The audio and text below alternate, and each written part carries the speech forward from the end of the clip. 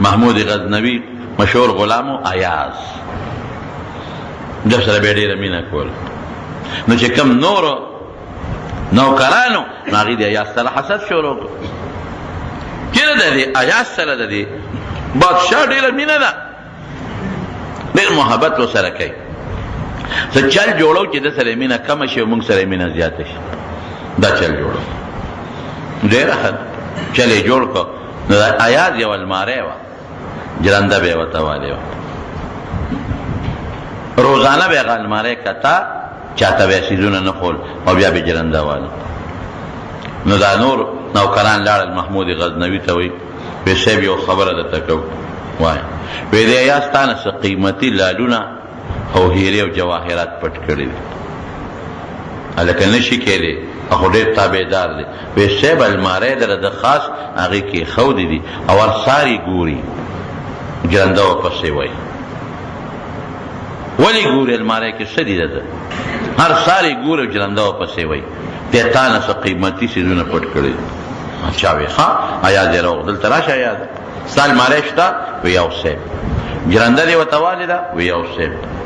هر سهار یې ګورې؟ وی یو صاحب ګورم یې. وی څه دي پکې؟ وی صاحب زما پکې سامان دی. هر سهار او چاته یې ښې؟ وی نه چاته یې نه ښې. هغې حاسدانو دا مې چې صاحب پټې ګوري د خلکو مخکې نه ګوري، خلکو مخکې یې ګورې؟ وی نه صاحب. پټې ګورې؟ وی او صاحب. وی را چابي چابي ترې واغېسته او نورو نوکرانو له یې ورکړه، ورشئ د ایاز المارۍ کولو کې چې څومره سامان یې ټول دلته راوړئ. حاسدان خو خوشحاله وو چې اوس غلا به څرګنده شي، ایاز ته به سزا میلو شي، نوکرۍ نه به مو باسي، جیل کې به یې واچوي، سپېړې به م ورکړي د غلا سامان، او چې غلا برآمد شوی لاس به م ترې پرې کړي او سزا به وله ورکړي. یو بل ته خوشحاله دي او سترګې روزې وایي چې نن به غلا برآمد شي. نوکران چې لاړل 3 څیزونه یې راوړل. یو زړې سپلی وې شلېدلې، یو زوړ پرتوګ و شلېدلې ټوټو والا، او یو زوړ کمیس و هغې ته م ټوټې وې شلېدلې وې.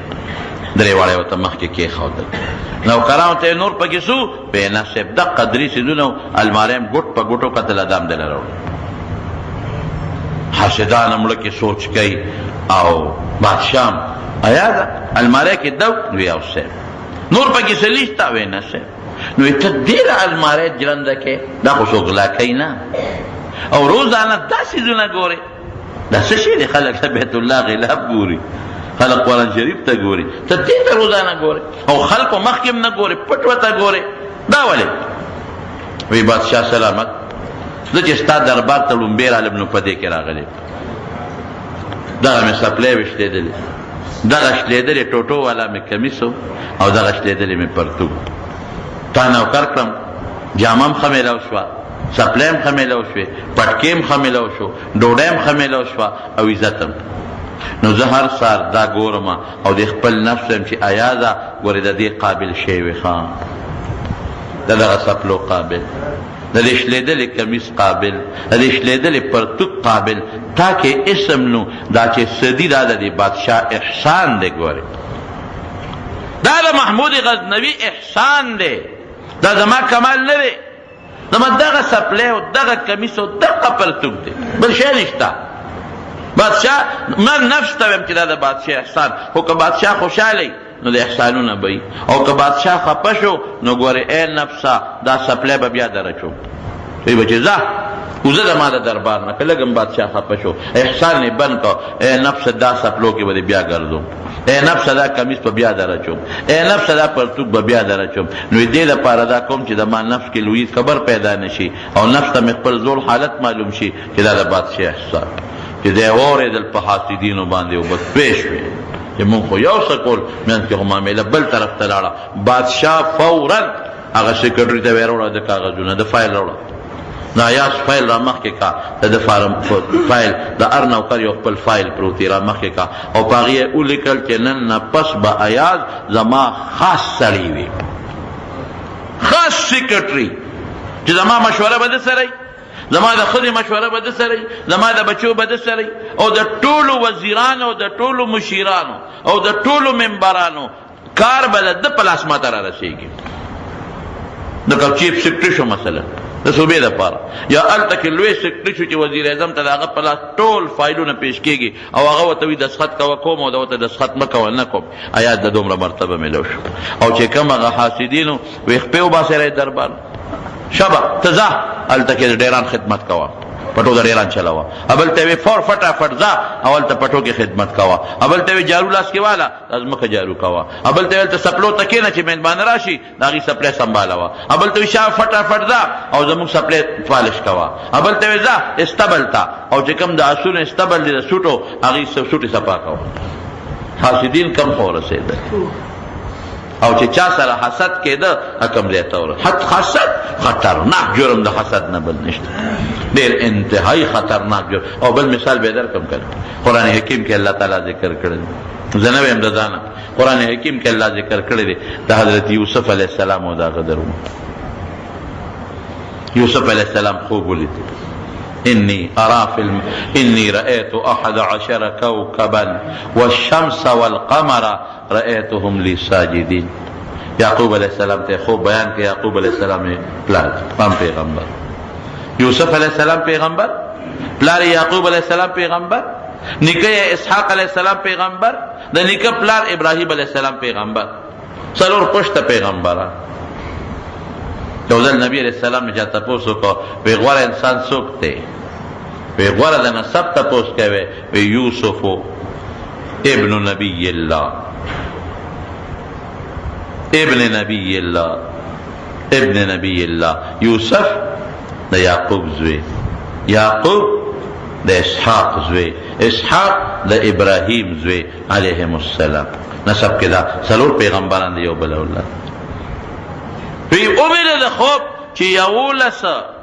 ستوري او نور او سپوږمۍ ما ته په ځمکه پراته دي یعقوب علیه السلام ته چې خوب ووی نو اخو پیغمبر و پوه شو وی بچه لا تقصص رؤیاک علی اخوتک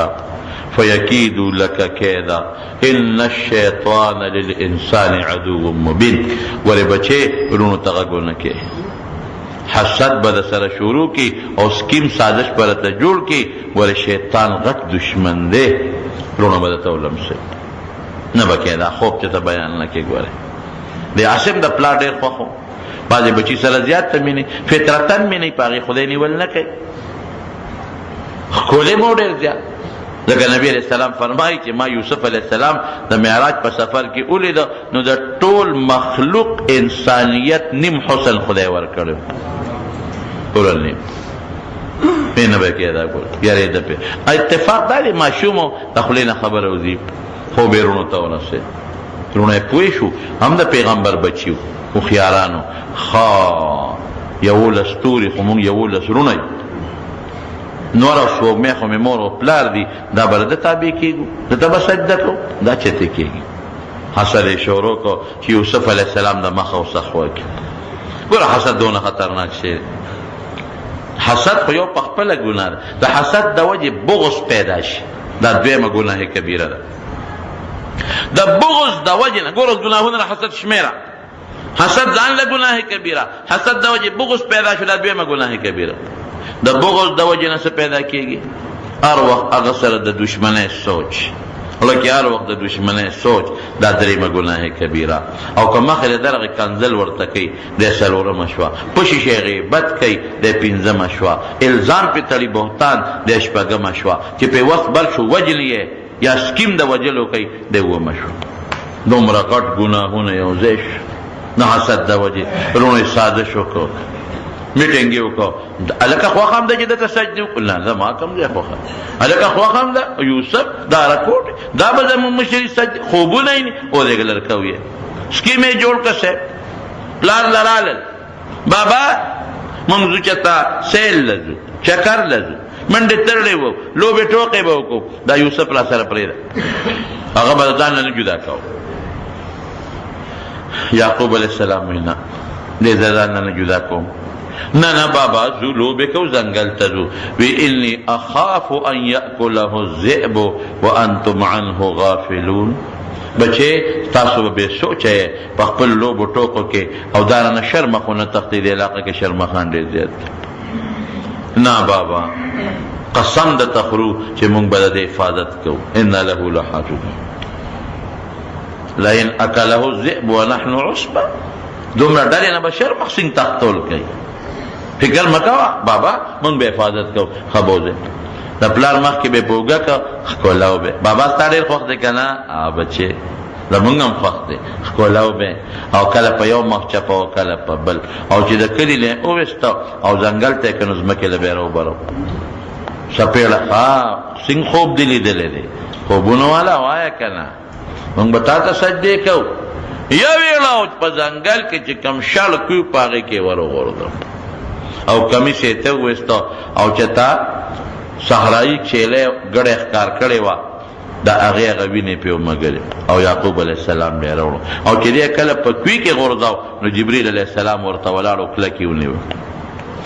کمیس پرتوک پې تیستی و او په کوي کې لاندې یو تیږه وه په هغې یوسف علیه السلام کېله ښه محفوظ او د جنت یو کمیس یې وله په غاړه کې واچو بعضې علما وایي دا هغه کمیسو چې ابراهیم علیه السلام ته په اور کې جبریل علیه السلام اچولو هغه هم بېعزتي وله کړې وه او دغسې اور ته غورځولې نو ابراهیم علیه السلام نو جنت نه وله د ریخمو کمیس راوړو ابراهیم علیه السلام ته یې اچولو هغه کمیس بیا د هغه نه پس اسحاق علیه السلام سره و اسحاق علیه السلام نه پس یعقوب علیه السلام سره و او یعقوب علیه السلام د هغې نه داسې رکوټې غوندې یو تاویزګې جوړ کړی او هغې دله په غاړه کې اچولو د جنت ریخم خو پټې ځای کې ځایږي یو مفسر دا قول لیکلی دی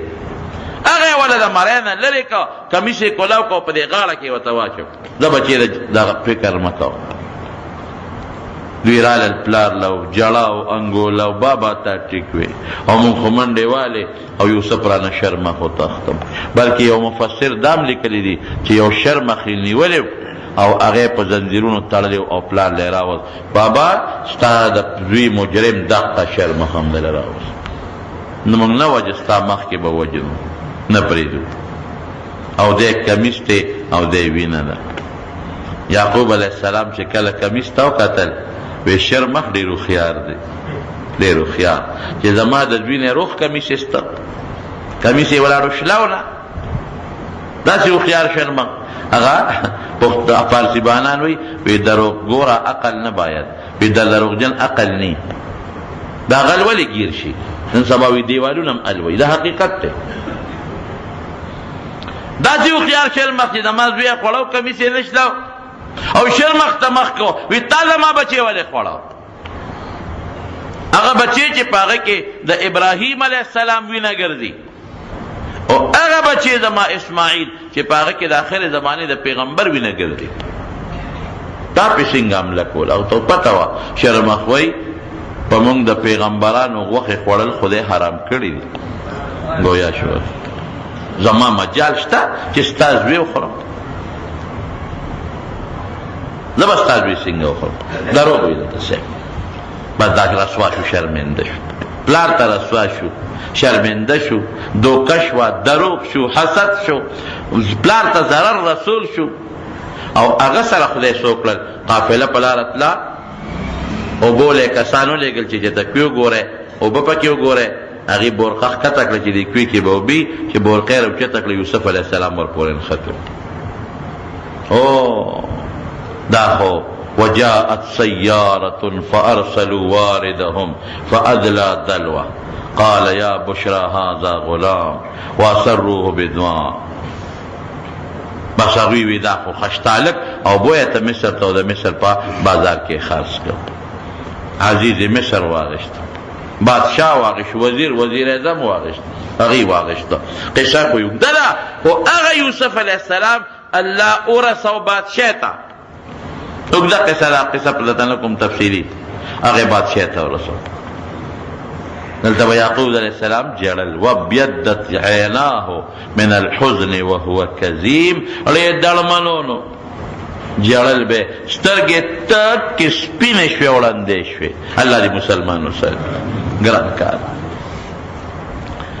بادشاه شو غله شاټ شوه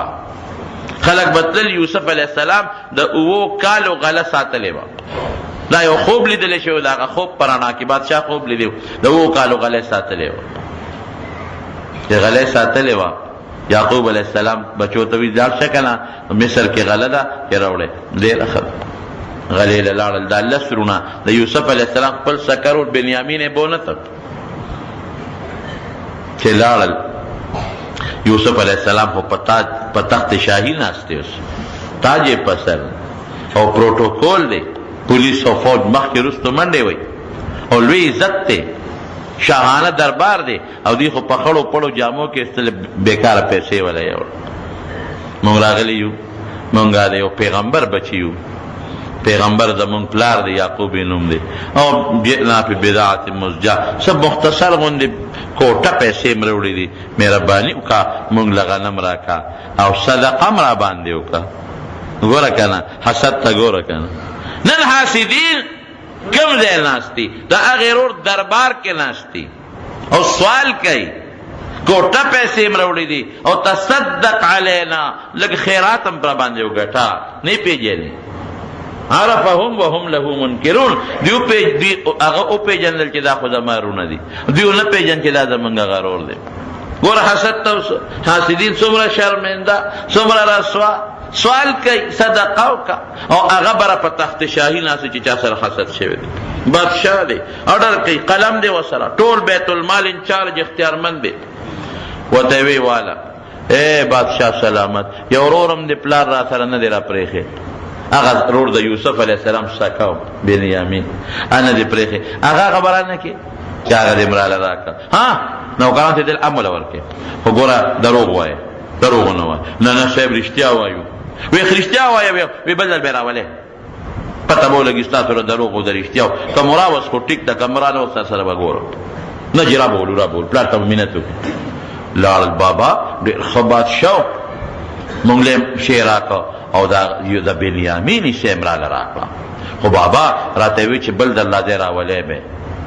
او کرام نه وس دروغجن به یې ما ته به م دروغ ویلي نه هل آمنکم تاسو باندې بیا اعتبار وکړم چې مخکې مې د یوسف په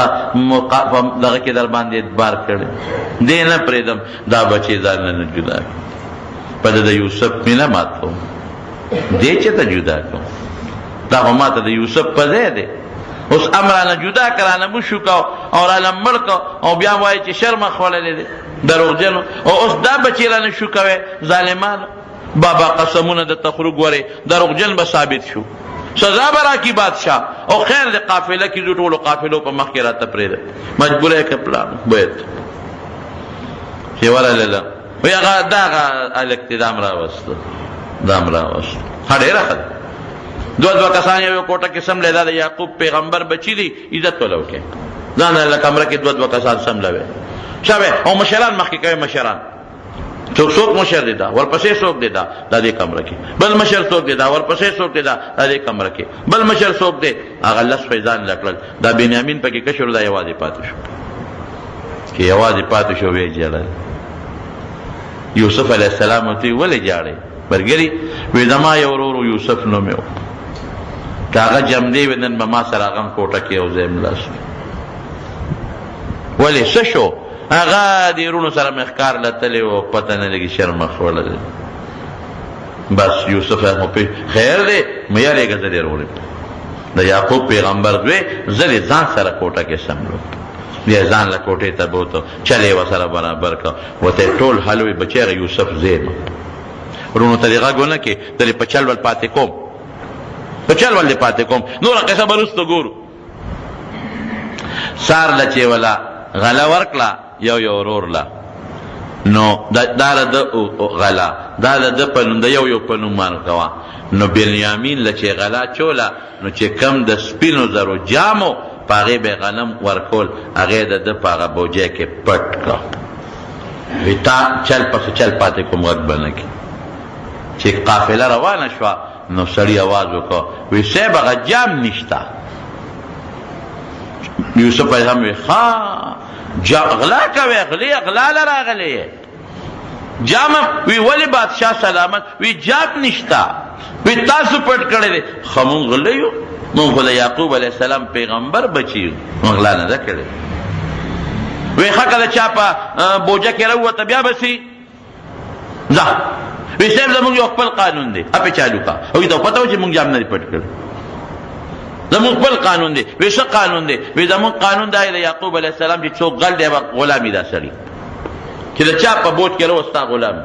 وی وشوه فیصله وی شروع کې نو لاول د بنیامین هغه نه کول اول چې پلیف شکیان نشي د نورونه هغې فبدأ بأوعیتهم قبل وعایته هغه نورې شروع کړل لټۍ لټۍ د بنیامین په بوج کې جام راووت هم لیدل غلام کړی ده که نه وایو هم لیدل که نه هغې ورته څه وی صاحب ان سرق فقد سرق خل له من قبل که ده غلا کړی د دې ورورو یوسف نوم یې هغه یو وخت غلا کړی فاصرها یوسف فی نفسه یوسف علیه السلام له خبره راله غصه شو چې زه درته اوس وایم چې ما کوم ځای غلا کړې ده خو که خبره کوم شیخ کاره کېږي وی دی دغه پرېږدی خو بنیامین ما سره پاتې شو ځه د قانون مطابق لی کړې ده کور ته دی روان شو صاحب چې کوم پکې مشر و یهودا هغه وی زه خو نه ځم پلار له به څه جواب ورکوم زه خو نه ځم یا به زه مړ شم او یا به دا رور بوځم زه چېرته ځم دا نور لاړل یعقوب علیه السلام ته چې ازوی خو دې غلا وکړه بادشاه رانه ایثار کو وی بیا هم دوکه را سره وکړه بل بچې عمران او شو کو وی صاحب دې قافلې ولن تپوس وکړه قافلې ګوی ورکړه جړل به یعقوب علیه السلام جړل به والله المستعان على ما تصفون زه وی بس خدای سره زما مددګار دی الله نه به مدد غواړم اورونو ګورې مظلوم مړه نو څوک به چا سره څوکي ځه چې ظلم در سره څوک وکړي او زیاتې در سره وکړي نو آه به چا ته وکړو الله یو خدای ته چغه وانه خدای به دې مدد کوي ټیک ده چې الله ډېر مستغني دي زر به دې مدد ونه کړي څه موده پس به وکړي څه موده پس به وکړي څه موده پس به وکړي خو مدد به دې کوي نبي علیه السلام فرمایي چې الله ته مظلوم فریاد ورسېږي الله آواز کوي لانصرنک ولو بعد حین مدد به دې کوم څه وخت پس ولې نه خو کوم به جړل به سترګې سپینې راووتې دې نورو بچو ته وایي یا بني اذهبوا فتحسسوا من یوسف بچو لاړ شئ تاسو لږ د هغه یوسف تپوس لږ وکړئ او د هغه بل رور تپوس یې مو وکړئ زه خو ورپسې مړ کړم تاسو زما خو سترګې ړندې شوې زما خو دماغ کار نه کوي لاړل چې څنګه لاړله بادشاه ته یوسف علیه السلام ته ودرېدل ای بادشاه سلامت د خدای خاطر وکړه یو منت له راغلي وایه بیا سره راغلی وی ګوره او دې دله چې ونه په دویم دل غله ورکوله په هغه بوجو کې ورته خپلې پیسې مې سیم بندې کړې وې چې دا یو هغه پلار مو مخکې یوسف پسې په سترګو ړوند دی اوس بنیامین پسې دی داسې دی چې خبرې ترې نه کېږي جاړي وی ښه وی هل علمتم ما فعلتم بیوسف وی تاسو چې یوسف سره کوم ظلم کړی دی هغې نه خبر یې او زر یې ورته تاج خپل کوز کړ او په دې مخ به د بادشاه نو روبه نه چولو هغې ورته لرې کړ چې تاج یې ورته هغه خو یوسف حسن خو غیبېږي نه انک لانت یوسف ته یوسف یې څه زه یوسف یم په ما له احسان باندې نه ښار ته راوستم او کوی نه راوویستم یوسف علیه پیغمبر بیا هم پیغمبر یې که نه دی ونه وایي چې په ما هم ظلم کړی دی ما سره هم دا وکړل ما سره هم دا وکړل ما سره هم دا وکړل یو ترې دې دونه وله ورکړه وی کوی نه خدای راوویستم جیل نه خدای راوویستم خدای بادشاه کړی زه هغې ورته څه وایم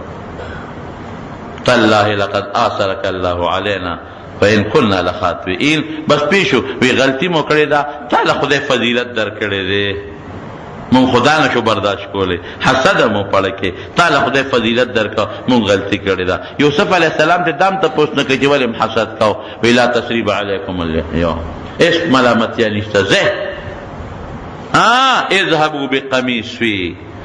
زما دا کمیس والی زما پلار له یو څه ابا خدای جوړ کی او ټول مصر ته راځي چې کمیس یې روان کا نو یعقوب علیه السلام هلته کې خپل خاندان ته وایي انی اجد ریح یوسف لولا ان تفندون اے خلقا په ما خو د یوسف خوشبو لګي پلار خوشحاله دی، مخ روښانه دی او مخ نه مسکراهټ، دومره کاله په پلار مسکراهټ نه دی راغلی. یعقوب علیه السلام پیغمبرانو باندې ازمایښونه ډېر راغلي، مخ خوشحاله روښانه او کور ښځې ته نورو چې کوم خلک دی انی لاجد ریح یوسف، د یوسف خوشبو را باندې لګي. که ما ته د قمقل نسبت نه کوی نو هغې ورته وي تالله تفتأ تذکر یوسف، دا ته څه کې دی مار یوسف یاد دی، ځان وجنې. یوسف کوم دی د هغه خو به غوښې ډوکې هم خاورې شوي. وی قسم دی په ما د خپل بچي یوسف خوشبو لګي، تاسو ته پته نشته د هغه خوشبو په ما باندې لګي. دغې کمیس راورسېد، چې راورسېد د یعقوب علیه السلام په مخ یې واچو. قرآن وی فرتد بصیره، نظر یې ولګېد. ما درته نه وی چې زه د یوسف خوشبو وینم. قافله روانه شو مصر ته. یعقوب علیه السلام بیبي ته مخکې دي، بچي ورسره دي، خاندان ورسره دي. یوسف علیه السلام بار استقبال له ولروت، تخت شاهي بار میدان کې ولګاو او ټول وزیران او چې څومره فوجي جرنیلان او پولیس افسران او سکرټریان دي ټول میدان ته ووتل. د اسمان فرشتې تماشې لرالی، اسمان فرشتې الله نه اجازت غواړي. الله دا جلک خو موږ ته وښایه، دا به څه چلي؟ دومره کلونه پس د یو بوډا پلار پیغمبر او د یو زوی پیغمبر ملاقات کیږي، دا به څه منظر او دا به څه چلي؟ اسمان کې الله نه فرشتو ویلار شو کې تماشا او میدان کې تخت شاهي لګېدلې دی. لکه دې زمانه کې چې میلمه راځي او دې زمانه کې او توپ و سلامې دي او خټک ډانس دی او پلانکې ډانس دی او پلانکې ډانس دی. دا خو د دې زمانې استقبالیه خدا ده. او هغه او چابک دستي سلوټونه هغه زمانه کې خپل نظام، فوج پولیس لګیا دی خپل سلوټونه کوي او دې په تخت ناست دی او پلار یې مراغې مور یې مراله 11 وروڼه مراله او چې څنګه رالل په سجده پرېوتل، خروا له سجدا. دې زر راکوشو، پلار یې د مټ ونیو، بابا هذا تأویل رؤیای من قبل، دا زما دغه ماشوموالي د خوب تعبیر. بابا ګورئ څه عجیبه وایي که نه، بابا تاسو خدای مخه پکېږئ، خیر دی، بانډې نه خدای ښار ته راوسته.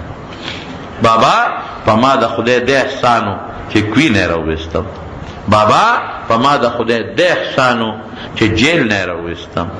بابا په ما د خدای د احسان دی چې خپل وروڼه را سره یو ځای کړل، چې پرونو ملامتي هم ختمه شي، وروڼه یو ځای کړل. خدای پاک حاسدین ملامت شو که نه شو؟ حسد ښکاره شو که نه شو؟ چا سره چې حسد کې د خدای کم ځای ته ورسو، کمې مرتبې ته خدای پاک ورسو. نور مارونو حسد خطرناکه بیماری ده چې چا سره حسد کې قسم دې که دا نعمت دی والی نشي غشتی. دا نعمتونه چا ورکړي انسان لا؟ الله. نو چې ته وایې چې دا د مال ولې دی، دا مال ولې دی، دا حسن ولې دی، دا عزت ولې دی، دا علم ولې دی، دا موټرې ولې دی،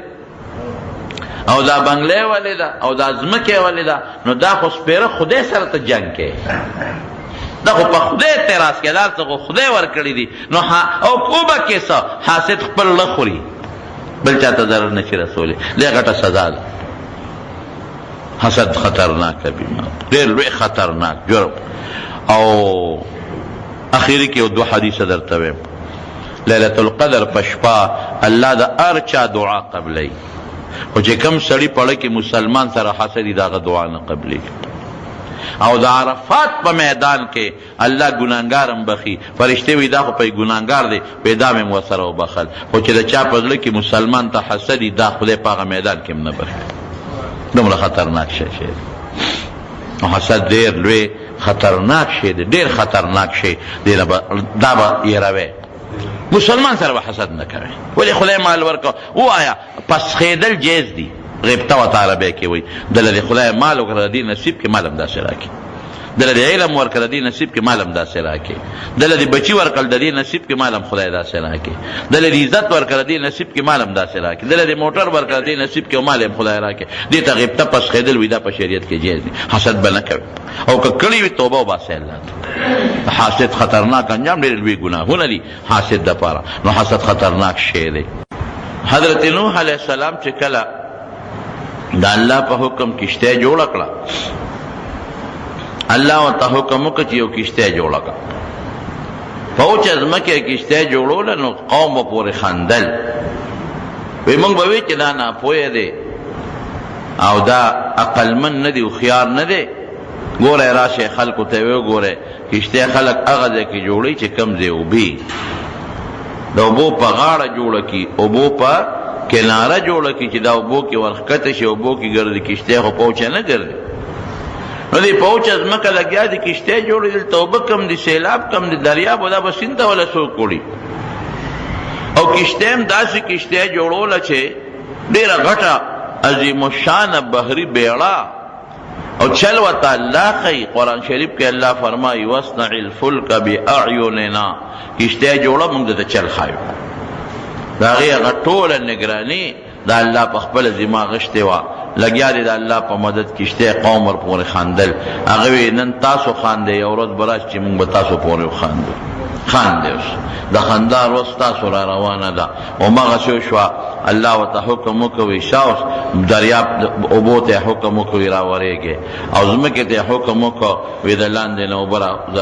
شروع کې، دریاب او سیلاب راغی او قوم غرق شو. الله نوح علیہ السلام بچ کړ. خو دې کشته ته چې کله سیلاب شروع کېده د سره دوه یا درې او یا ملګري هغه هم پکې دن نه کړل. او الله ورته حکم وکړ چې څومره د ځمکې حیوانات یو جوړه د دې نه دل نه کا. وی الله دا به زه څنګه رانیسم او څنګه به ورپسې ګرځم؟ وی تا آواز کوه باقي زما کار دی. چې څومره چرن پرن او لاندې د ځمکې حیوانات دي دا ټول یې راواغېستل او دی په کشته کې یو جوړه وردل نه کړل. بعضې حیوانات د یو بل دشمنان هم دي، لیکن الله پکې هغه دشمني ختمه کړه. او حیوانات زمري او مږې او پیشوګان او سپي او چې څومره حیوانات په مخ د ځمکه په هغه زمانه کې وو، دی ټول یو جوړه کشتې ته وردن نه کړه.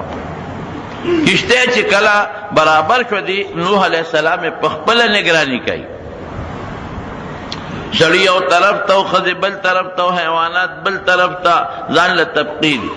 یو بوډا ناست دی یو ځان له ګوټ کې. نوح علیہ السلام ته چا وی چې یو بابا دلته ناست دی او دا خو زمونږ په مسلمانانو ملګرو کې هم نه دی چې دا څوک دی. وی دی ما ته را مخکې کې نو ملګر وله راوځي ته څوک یې؟ یاره وی بس زم یو غریب یم او یو بې کس یم او بې څوک یم. نه بې کسه بې څوکه خبره نشته، ما ته ځان وښایې څوک. که ته د قوم ملګری دا کافرانو نو چتو دلته دې ورته غورځو. که زمونږ ملګري مسلمان یې ډېره ښه ده، مونږ سره به یې. که مخکې دې ایمان نه راوړو او اوس هم ایمان راوړې بیا هم زمونږ ملګری هېڅ خبره نشته. دا کشته د الله په حکم ما جوړه کړې دې دپاره ده چې په دې کې مسلمانان بچ شي. که مخکنی مسلمان هم ځان وښایه، او که مخکنی نه اوس ایمان راوړې نو اوس هم ځان وښایه ایمان راوړه. او که د دې قوم ملګري لاس وښبو نه دې نیسو واپس دې غورځو. وی نه د قوم ملګري هم نه ستاسو نه ایمان راوړو. بدماشه نو بیا دې کشته ته څنګه رادل نه شي؟ تو بدماشي کې چالاکي کې چالاکی باندې نه خلاصېږي. وی زه ابلیس یم شیطان، مهرباني وکړه ما پرېږده دې کشته کې، دې کې مې پرېږده. قسمونه او قرآنونه شروع کړل. وی نه دې پرېږدم. وی ښه په یو شرط دې پرېږدم چې ما ته هغه څیز وښیې چې هغې نه انسان ته او مسلمان ته ډېره لویه خطره ده. دغه څیز راته وښایه. هر هغه څیز تا خو ته استعمالوې که نه، ګناهونو کې خو ته موږ مبتلا کې، په غلطو کې خو ته موږ مبتلا کې. د خدای دشمن ته او موږ هم د خدای دشمنان جوړی. نو هغه دوه څیزونه راته وښه، هغه څیزونه راته وښایه چې کوم څیزونه ډېر خطرناک دي او سړی پې د خدای لوی دشمن جوړېږي او سړی پې دوزخ ته رسېږي. کوم دوه صفتونه دي چې ته په خلکو کې پیدا کې او د خدای دشمن ته جوړی؟ شابه خان کوم څیزونه دي؟ یا یو یا دوه یا درې څلور هر څومره چې دي هغه صفتونه وښایه چې سړی جهنم ته رسوي، سړی تباه کوي، سړی له عبادت غر کوي. شابه خایه وی بس دا راته ښیمه دوه څیزونه دي راته معلوم دي، راته ښیم. خو ما سره دا وعده وکړې چې ما به دې کشتی کې پرېږدې. وی درته بالکل وعده ده پرېږدم دی، خو ما ته وښایه څه دوه څیزونه دي. وی یو حسد دی په دې دوه څیزونو کې او یو حرص دی. دوه څیزونه دي. وی ما ته ثابته کا وی حسد هغه خطرناک بیماری ده چې زه تبا کړی ما د حضرت آدم علیہ السلام سره حسد وکړو نو زه غرق او تبا کړو څنګه حسد به وکړو الله آدم علیہ السلام جوړ کړ د خټې نه او زه پیدا کړم د اور د لمبې نه نو پروردگار حکم وکړو ټولو فرشتو ته او زه پکې بره اوسېدمه دومره عبادت د شیطان کو چې دې د خپل عبادت ته وجې نه اسمان ته ختلی او فرشتو سره یو ځای اوسېده او امام غزالی رحمت الله علیه لیکلی دی په منهاج العابدین کې چې دې شیطان دی ابلیس د الله 80,000 کال عبادت کړی زر کاله موږ نشو موږ 100 کاله نشو کولی ټول عمر به زموږ څومره یا زیات عمر 50 او یا 80 او یا اتیا او ته دې 15 کاله د نابالغتوب وباسه هغه خو نابالغه وي او د بوډاوالي دا 15 کاله هغې کې هم سړی عبادت نشي کولی او د بیمارۍ بس عبادت وي او د سفر بس عبادت وي دا وباسه نو څه پاتې کېږي نو موږ یو 20 کاله 15 کاله کوټه عبادت وکړو ځان رانه روکي بیا عبادت کو او بس مونږ وایو هلکه بس زمانه خو چې 2 رکعته مونځ دی وکړو یو پوټې په خشوع خضوع بیا خلکو ته شمارو بس زه خو دا عبادت او زه خو دونه عبادت او زه خو دا عبادت زمونږ بس عبادت دغې ته عبادت وایي 80,000 سال عبادت مې کړی دی او بیریه عبادت مې کړی دی یو شان دی او داسې عبادت مې کړی چې شیطان هم نو دی په خپله لګیا دی کوي نفس مقابله کې پروت دی او شیطان میدان پکې نشته داسې عبادت مزیدار عبادت مې کړی دی ښکلې عبادت باندې الله خوشحالیږي چې خشته منځو کې او ښکلې عبادتو کې خشته د به یو مثال درکم بی بی عائشہ صدیقه رضی الله تعالی عنها هغه ډېره سخي وه او سخا به ډېره زیاته کوله یو ځل په کور کې پیسې درهم ورسره و د سپینو زرو به درهم او دینار به د سرو زرو اوسپنې به نو درهم انزل نبی د دې عمر خو کم علیه السلام پې راننوت چې ویې کتل د اوس درهم انځي نو نبی علیه السلام مسکی شو چې عمر یې لږ دی کمه د اوس درهم پیسې څوک انځي او صفا کوي چې داسې سترګې یو بل ته مخامخ شوې نو نبی علیه السلام مسکی شو پخوا موږ هم چې ماشومان هغه پیسه او ټکیز به هم سپینه و هغسې هم لګېده خو موږ به ویل چې دا مزېدار شي ښایسته شي هغه به د تانبې او انیز به او ټکیز به اب هم راواغېسته او په خټو کې به هم کېښوده دا پونده به هم پرې پاسه کېښوده تو به شو پې نو به هغې سره صفا شو پاک به شو یا به هم په خټه پاکه و دا ماشومان یې خامخا دا عمل کوي اوس خو دا خلک ټکیز نه پېژني او نه انیس پېژني او نه دوانیس پېژني او نه څلورنیس پېژني دې زمانې ماشومان چې لکه انیز او ټکیز او پیسه او کاسیره به وه هغه ډېره پوټینۍ وه او هغې به ادیلې به وې خو زما نشي یاده دیلې لیدلې مې دي خو یادې مې نه دي او دغه کاسیره او پیسه او انیز او ټکیز هم یاد دی یو پیسه باندې به لاړو نو دکان کې وایي بلا سودا کېده روپے به 14 انې وه یو روپے او یوه نه به 4 پیسې وه حساب یې لګوه د روپے به تقریبا یو پیسه 4 حصه وه او بلا سودا به دکاندار ورکول هغه روپے انځلې نبی علیہ السلام ورسره سترګې مخامخ شو ورته مسکی شو هغه هم پوه شوه عایشې دا روپے ولې انځې دا پیسې ولې انځې الله د الله رسول پرون مستانه یو خبر اورېدلی یو حدیث چې بنده چاله صدقه ورکوي نو د دې بنده لاس ته وروستو رسي د دې بنده د لاس نه د الله لاس ته مخکې رسي تاله زه صدقه در کوم او در مې کړه نو ستا د لاس نه د الله لاس ته مخکې رسي اوس د حدیث معنا څه ده د حدیث خدا معنا نه ده چې د خدای زمونږ په شان لاسونه دي او خدای پاکېوالی او دلی یې ورکوي د دې نه مراد قبولوالی دی د الله لاس ته رسېدل دا کنایه د قبولوالي نه ده معنی قبولوالی چې دله لا ما نه ده کړې د خدای لاس ته ورسېده مطلب دا چې په دې هوا کې لا روانه ده چې قبوله شوه الله ته قبوله شو دی مقصد دی لیکن عایشې بیبي په زړه کې د الله مینه ګوره اوس عایشې بیبي په زړه کې د الله جذبه ګوره عایشه بیبي ورته وایي نبی علیہ السلام تا وی توی چې دا روپے دا بنده د لاس تا الله ته مخکې رسی نو یې ماړه کې سوچ وکړه چې الله لا خیرن شی ولې ورکو ودرېږه چې ولې پاکه کم چې ورکم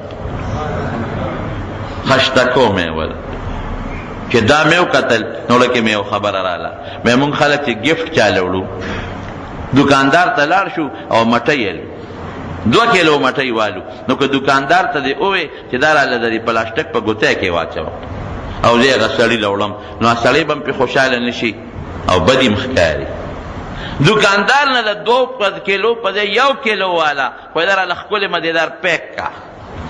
هغه ورله خشته اشکری جوړه کړي اشکری کې ښه مزېدار په قدر واچوي دننه پې 4-5 ګلونه هم کېدي پلاستیک پې د پاسه چړاو کړي او د پلاستیک د پاسه هم 5-6 ګلونه کېدي او ښه خشته لفافه ګوري چې څومره ښکلې لفافه وي په هغې کې واچوي نو چې دوست ته دې یوړه نو که پلاستیک کې وله 2 کیلو یو بل د پاسه نو هغې ته نه خوشحالېږي او دا کیلو چې دی وله خشته پې کړي دې ته خوشحالېږي داسې ده که نه ده یا یو سړی چاله جامې وړي ټوکړه وړي او هغه وله هسې پلاستیک ګوتی کې واچوي نو هغې جدا پوزیشن او چې هغه دې وله په ډبي کې بنده کړه او خشته دې کړه او مزېداره دې کړه او یو دې کړه د هغې یو خوند پیدا شي ګفټ چې ګفټ ورته وایي یو تحفه تې جوړه شي دقه رنګې عبادت چې تا الله له کړی دی یو ګفټ په شکل کې الله له ورکړه بس عبادت مه کوه چې دکان نه دې سودا واخېسته په پلاستیک ګوتی کې او سړي ورکړه ها دا مټۍ مې دله زوی دې شوې ته وګوره هغه چې هغې ته وګورې چې ساده سړیه یو ډبي کې خو به دی اچولی و ډبې هغه پلاستیک والا ګوتی هغه کوربه نه خوري هغه چې د کاغذ ګوتی ده هغه ډیران ته غورځوي چې کم پکې دننه ګلونه دي ډیران ته غورځوي خوري یې نه او چې د پاسه کم پلاستیک په چړاو دي دا خوري نه ډیران ته یې غورځوي او چې د هغې د پاسه کم ګلونه دی اچولي دا هم ډیران ته دي او چې کم شاپر کې بند هم ډیران ته دي لیکن د هغه میوې خوند ورسره پیدا شي دا هغه مټیو خوند ورسره پیدا شي دغه رنګې عبادت دی زما په عبادت ته خدای څه زما په عبادت خو نه د الله خدایي زیاتېږي که زه وکم او نه زما په عبادت د خدای خدایي کمیږي نبی کریم صلی الله علیه وسلم فرمایي قربان شمته وی اے بندگانو وی که تاسو ټول د یو خطرناک کافر او د یو ډېر سپېره سړي په شانته شئ دا ټول مخلوق داسې شي لکه د ابلیس په شان او د فرعون په شان او د حامان په شان او د ابوجهل په شان زما دې په خپل ذات قسمي که زما خدایه کې پوټې کمې راوستی شي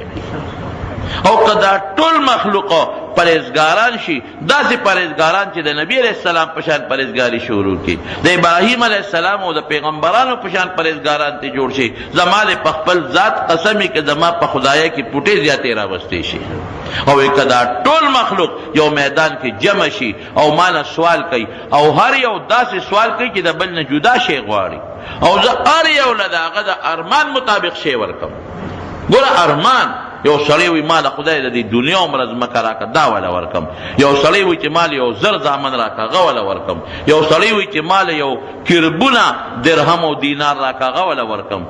چې څه دی غواړي او هر څه وله ورکم وی زما د په خپل ذات قسمي که زما بادشاهۍ کې پوټې کمې راځي دونه کمې پکې نه راځي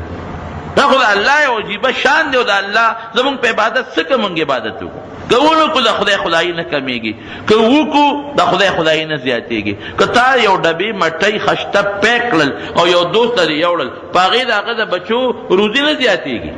او نه په دغه څیز باندې د هغه روزي کمیږي او یا یو څېره دې مزېداره واغېسته خشته ښکلې او هغه دې یو سړي ته په غاړه کې واچوله واده وکړه او د کاغذونو څېره ده نو د کاغذونو په څېره هغه مالدارېږي نه او نه د کاغذونو په څېره باندې د هغه کور زیاتېږي او نه پې بچي زیاتېږي لیکن تا د هغه یو احترام وکړو یو عزت ته وکړو نو چې د چا احترام او عزت کوې نو د قدر په نظر وکړه بې قدرې مه کوه نو دغه رنګې د خپل عبادت نه ګفټ جوړ کړه ګفټ مزېدارې کا ښکلې کا خشتې کا ریانې پاک کا او سوچ سره عبادت وکړه او که صدقه ورکې هغه ورکړه چې ستا ځان له سین شي خوښي ځان له کم شي خوښ دی بل له خوښ کا او په مینه والا ورکا او په خوشاله ورکا که مونږ کې په خشته طریقې سره وکړه ګوره فرشتې حدیث کې راځي چې الله د اسمانونو کله پیدا کړي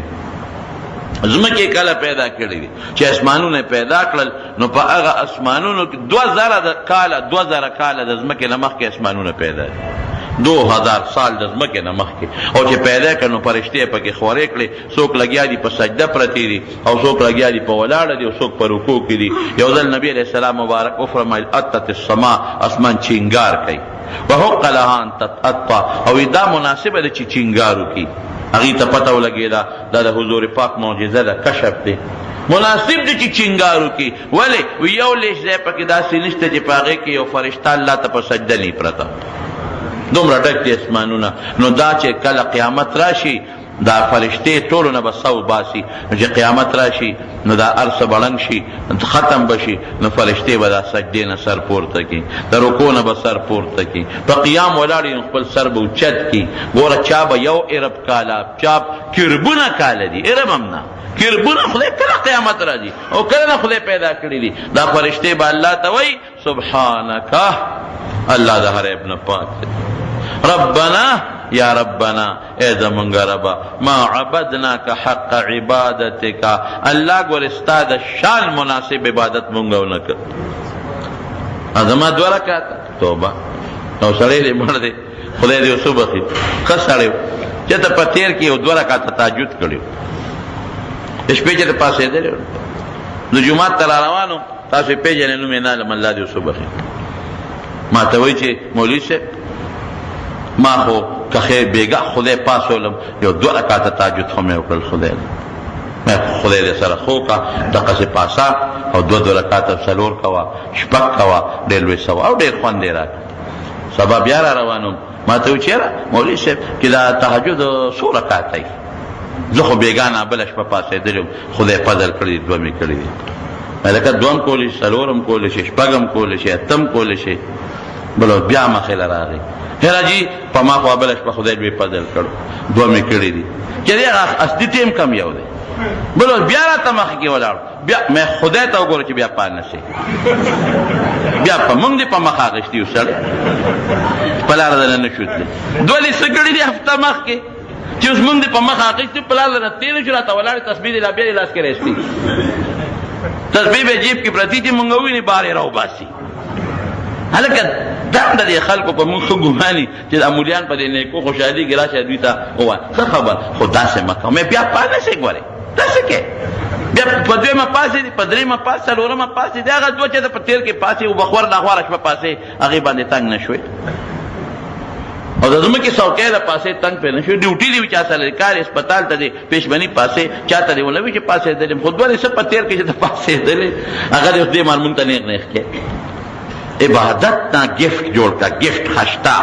او سب څنګه خشتا گفت خشته کا کله کا خشوع کا خضوع کا الله پړ کې راولا چې الله د عبادت تعالی کو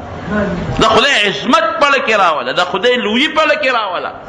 دا لکه راولا چې خدای زما په عبادت تاسو کو کم کو نه کم خو زتا خوشالوم پروردگار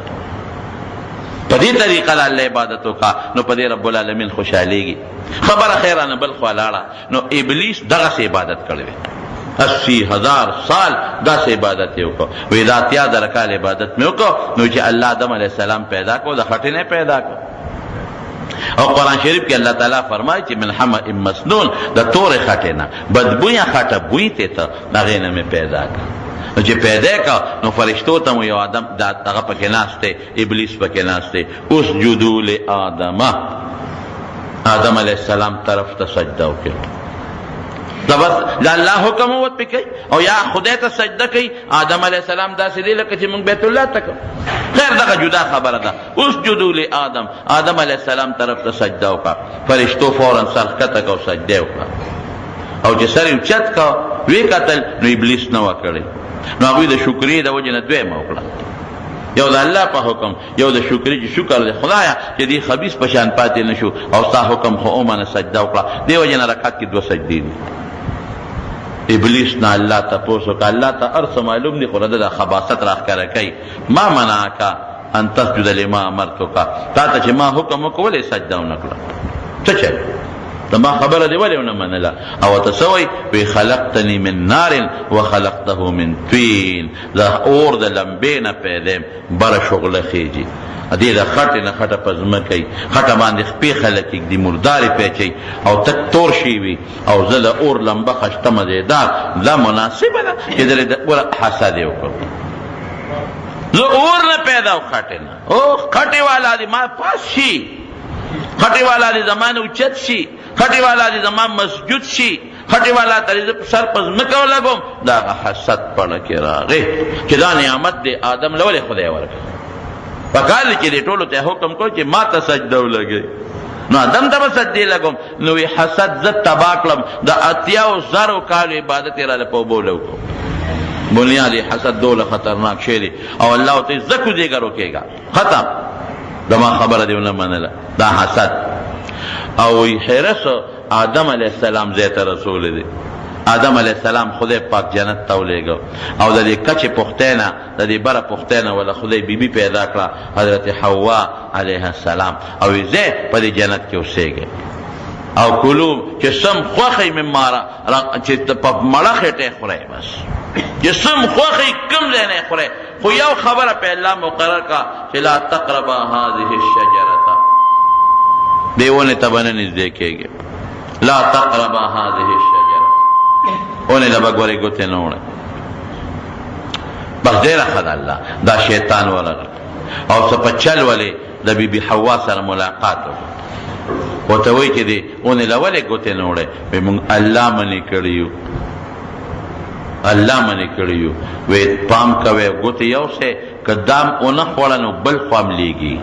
لاندې دنیا ده او دادي شیطان خو اوسېدلی دی پکې او ځمکه ده او لوږه ده او تند او غمونه او فتنې او که دام وخوړه دې کې دا خاصیت دی چې ټول همیشه به په دې جنت کې هل ادلکما په داسې څیز باندې چې دا اونه وخورئ نو تاسو ته به داسې بادشاهي میلا شي چې بس ختمېږي نه خدای منې کړي یو دا خبرې موږ ته مه کوه د خدای خلاف وکړو قاسمهما انی لکما لمن الناصحین هغه ورته قسم چې زما د خدای په ذات قسم یې چې رښتیا درته ویل هغې چې قسم واورېده بس د خدای نوم خو په لومبي ځلې واورېد چې د خدای نوم باندې موږ ته خبره وشوه د خدای نوم په دروغ اخیستل دا کوم ځای کېږي دا خو دا رښتونې هغې ته څه پته وه چې د خدای نوم خلک په دروغ وایي نن سبا څومره خلک د خدای نوم په دې میلو کې اکثره څارو په دې میلو کې او په دې دوکانونو کې او په دې تجارتونو کې هر سړی لګیا دی او په د خدای نوم په دروغه خوري زما د خدای په نوم قسم زما د خدای په نوم قسم اوهو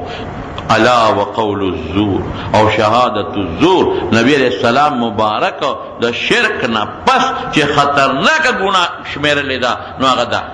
په دروغه خبر قسم خوړل ډېر خطرناک دی نبی علیہ السلام فرمایي که چا په دروغه په قسم خپله سودا خرڅه کړه نو برکت به پکې نه دا به ختمېږي دا په دروغه ولې قسمونه خوري صفا خبره کوه سودا خرڅې الوګان خرڅې بوس خرڅې کپړه خرڅې میوه خرڅې غنم خرڅې جوار خرڅې هر څه چې خرڅې پاکه خبره کوه مه خایه ریټه مه خایه بس په دې درکو مالي که نه دی یا ریټو خایه په دې مې راوړې ده که دونه ګټه راکولی شي واله یا مه خایه خبره خلاصه نه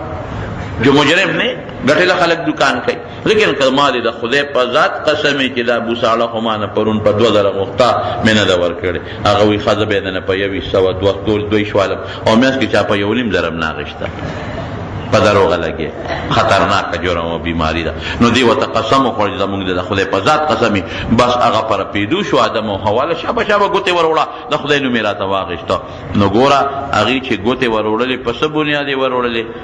دې سپېره دوکه کړل که نه چې دا بوټې م وخوړه نو همیشه به په جنت کې نو په زړه کې څه شی راغی حرص راغی نو ګوتې یې وړلې ګناه نه ده قرآن کې الله وایي فنسیه ولم نجد له عزما چې ده ورته قسمونه وخوړل زما حکم یې هېر شو څه پخته اراده نه وه زما خبره ته هېره شوه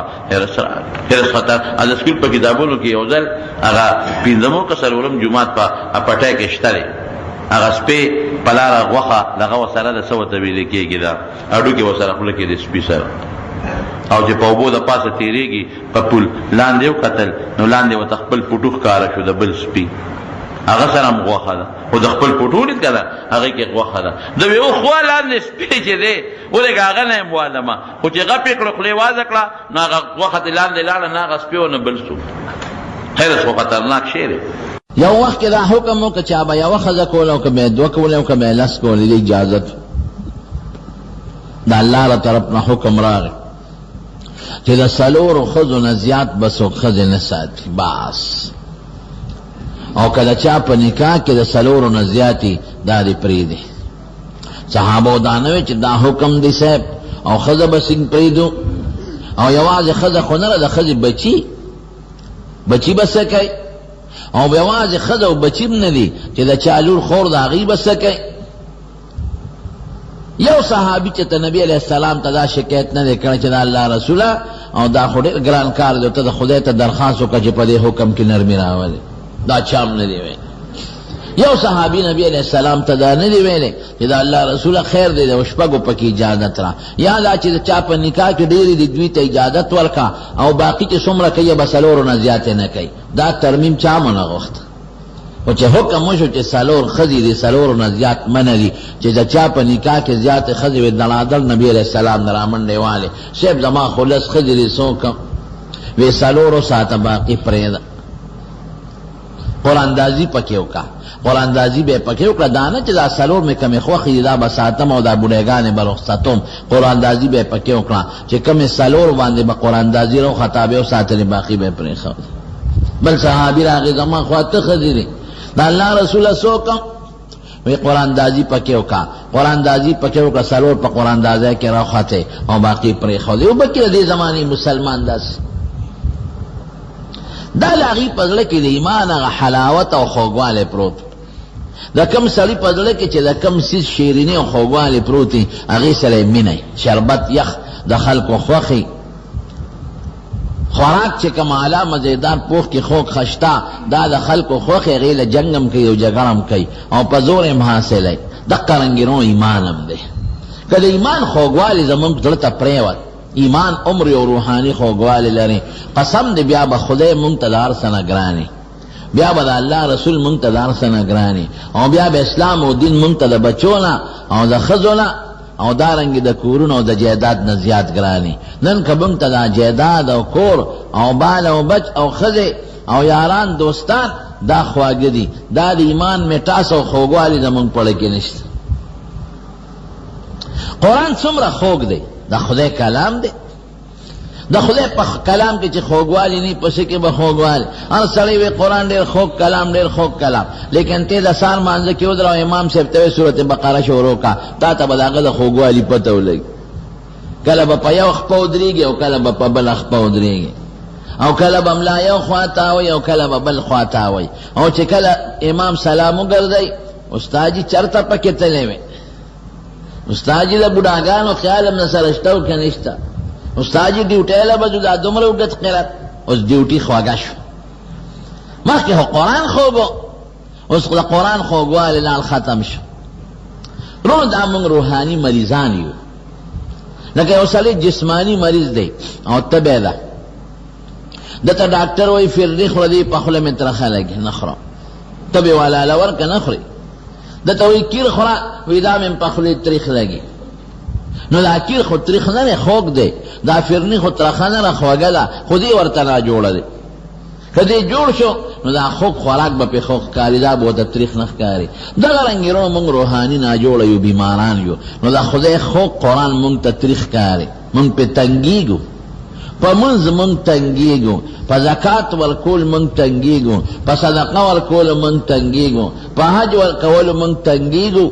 د مسلمان په حق ورکولو مونږ تنګېږو دا ټول عبادات مونږ ته تراخه ښکاري تراخه زکات څوک ورکوي ما د چاوی ګلی شوه او د غوز غوز عمره ګلی شوه مې ګلی به نه کېږي زکات څوک ورکوي زکات ورته تریخ ښکاري تریخ دا دومره پیسې به زه په زکات کې ورکړم مونځ ورته تریخ ښکاري صحابو به یو بل ته وي راځه لکه مونځ را باندې وکړه چې مونځ وکړو چې ځان پې دمه کړو صحابو په مانځه دمه کېدل او مونږ چې مونځ ته ودرېږو خدای چې کله به مونځ خلاصېږي دا عبادات مونږ ته خوند نه راکوي. دا ولې؟ دا مونږ روحاني طور مریضان یو. خدای دې مونږ روحاني طور جوړ کړي. نو نبی کریم صلی الله علیه وسلم هغه روحاني علاج د پاره 3 څیزونه ښوولي دي. درته وایم چې دا 3 ثلاث من کن فیه وجد حلاوة الایمان. نبی علیہ السلام فرمایي دا 3 څیزونه ران کې پیدا کا نو ته به روحاني جوړ شي. لکه جسمانی چې جوړه فرنی و ته خواږه ښکاري، ته به روحاني جوړ شي. نو وجد حلاوة الایمان، د ایمان هغه خوږوالی به تا ته بیا محسوسېږي. د ایمان نه مراد هغه عقیدم ده، او د ایمان نه مراد د ایمان اعمالم دي. منځ او روژه او زکات او حج او صدقې دا به در باندې خواږه لګي، دې ته به د شوق پیدا کېږي، د دې نه نفرت به دې نه. درې څیزونه څه دي؟ ان یکون الله ورسوله احب الیه مما سواهما. لومبی دا چې خدای او رسول به د هر چا نه زیات ترته محبوبي. ناول دا صفت ځان کې پیدا کړي چې خدای د هر چا نه زیات محبوب، او د خدای رسول دا د هر چا نه زیات محبوب. دا صفت په صحابو کې. قسم دی هغوی د خدای او د رسول د پاره هر څه قربان کړي دي. یو جهاد کې نبی کریم صلی الله علیه وسلم شرکت لته، یو ښځه راله او نبی علیہ السلام له یو ماشوم بچی راوست، د غېږې بچی پایواله. ودرېده نبی علیہ السلام ته وی د الله رسوله زما دا بچی ځان سره جهاد له بوځه. وی کم بچی؟ وی دا زما د غېږې بچی. نبی علیہ السلام حیران شو چې دا ښځه لیونۍ ده او که روغه ده. وی دې توره چلولی شي، دې قدم اغشتی شي، دې سفر کولی شي، دې څنګه جهاد نه بوځم؟ وی صاحب بیګا مې ټوله شپه خدای ته ژړلې دي. دا ښځه څنګه مې ژړلې دي؟ وی ته اعلان وکړه چې جهاد لدو پلان کې علاقې ته. نو زما خاوند تا سره په پلان کې جهاد کې شهید شوی دی؟ نشته. زما یو زوی د سره په پلان کې جهاد کې شهید شوی دی، بل زوی میں په پلان کې جهاد کې شهید شوی دی، رور میں په پلان کې جهاد کې شهید شوی دی. نو ما ټوله شپه ژړل چې خدای زما څوک دی چې نبی علیہ السلام سره جهاد نه ولېږي. نه مې خاوند شته، نه مې پلار شته، نه مې خاوند شته، نه مې پلار شته، نه مې زوی شته، نه مې رور شته. دا به څنګه چلي چې نبی علیہ السلام جهاد نه ځي او د تورو په منځ کې ولاړ او د دشمن غشي پې ورېږي او د دشمن تورې پې ورېږي او زما د کور څوک دی چې د پیغمبر علیه السلام حفاظت وکړي. ټوله شپه مې کرل دی، بل زه خو ښځه ذات یم، که ما ته اجازت راکړې خو در سره ځم، خو ښځو له خو جهاد نشته. اوس به زه څه کوم؟ وی سار پېشمني مې پړه کې یو سوچ راغی چې بندې یو کار کېږي، دا د ورونی ماشوم دا پټېنې دا یو څه نبي علیه السلام نه چې ځان سره یې بوځي. وی په ده څوکم په دې ماشوم؟ وی صاحب دا یو صحابي له ورکه، او که پتا چا د تورې یا د غشي د نیزې غزار کو نو دا به ستا مخې ته د ډال په شان نیسي چې ته پې بچ کېږي. خیر دی که زما دا بچې ټوکړې ټوکړې شي او دې زخمي شي پروا نشته، خو چې ته د دشمن د غشي او د تورې نه بچ شي. دا ګوره دا ولې د دې ښځې په زړه کې د خدای او د رسول مینه.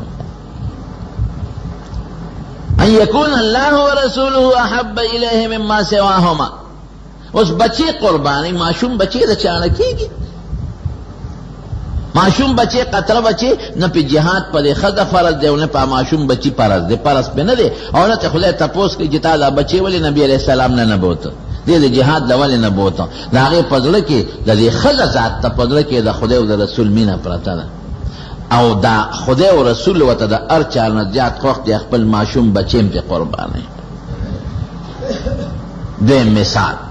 تاسو مشهور په دغه کې اورېدلي دي، په دیناتونو کې درم حنظله پاتې کېږي نه غذا لذي، بشیر جان یې وایي کله کله. حضرت حنظله رضی الله عنه واده وکړ او د واده په شپه باندې څومره هغه انسان ته خوږه شپه د واده په هغه شپه د نبي علیه السلام په اجازت پاتې شوی دی. حضور پاک ولې اجازت ورکړه، وی د تا واده کړی دی مه راځه جهاد. ښه صاحب ډېره ښه پاتې شو. او چې کله د اخري شپه شوه زبدل تکي خپل خوشاله غوم او نبی کریم صلی الله علیه وسلم تحت بارقه السيوف د تر د برېخنا لاندې دا چرته کې د قسنه غي ورغروان منډه کړ او اتفاق ته ګوره چې څنګه ورغه او مړ شو ورغه شهید شو نبی کریم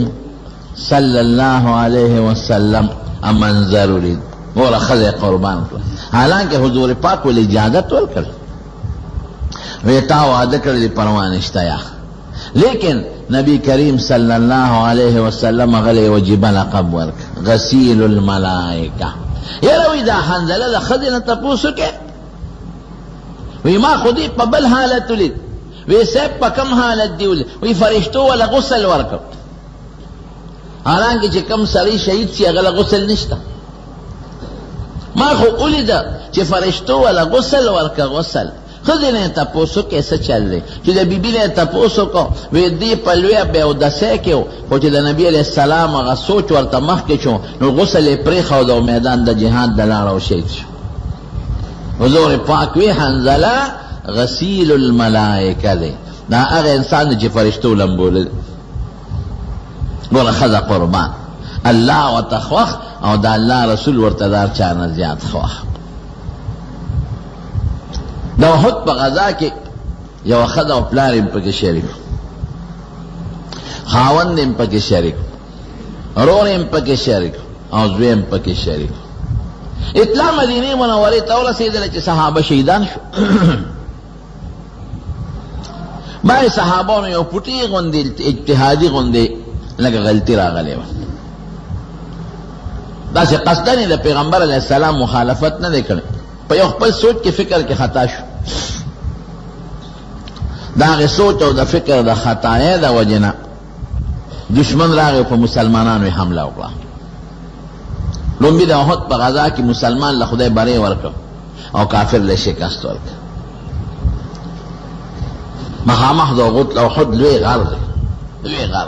او نبی کریم صلی اللہ علیہ وسلم صفتم کردے مثلا چی مرگری لارل میں دا غر دے لوی غار او نبی علیہ السلام مبارک فرمائلی دی احد جبل